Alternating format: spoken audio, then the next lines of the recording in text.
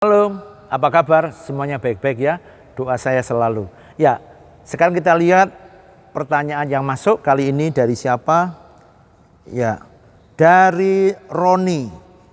Pastor, bolehkah jelaskan apakah orang percaya masih kena kutuk perkataan atau sebab lainnya?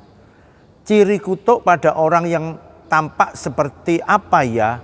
GBU. Ya, begini. Orang-orang yang sungguh-sungguh, kembali lagi saya jelaskan, dan itu memang faktanya, di dalam Tuhan tidak tergoyahkan, ya, dan kuat di dalam Tuhan, sulit untuk ditembus, ya, baik juga dengan perkataan-perkataan kutuk nggak bisa tembus, ya, akan kembali seperti saya menggambarkan seperti mental, ya, jadi gitu, mental, jadi kalau itu pukulan kemudian kembali lagi, tidak mengenai, tidak melukai. Itu yang terjadi. Ya, perkataan sumpah serapah pun tidak akan mengenai.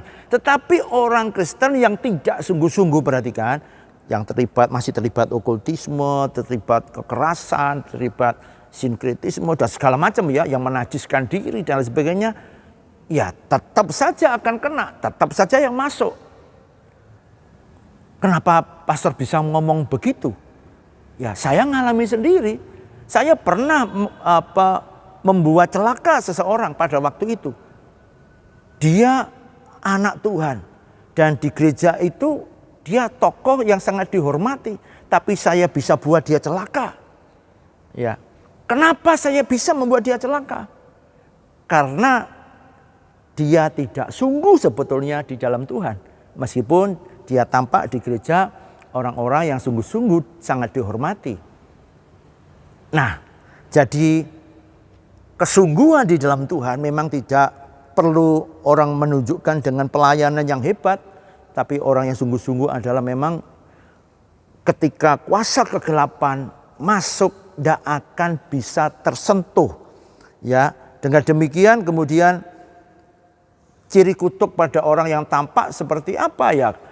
Orang-orang yang tidak akan terkena kutuk, ya tidak akan ada buah daripada kutuk yang dilempar oleh orang lain, ya. Dan orang-orang yang tentu saja yang ciri-ciri orang yang kena kutuk, ya tentu saja ketika orang mengutuki dan itu buahnya adalah dia benar-benar kena kutuk seperti yang saya lakukan dulu, ya, dan saya memang buat dia celaka, ya, karena ya ini masa lalu sebetulnya, ya, tapi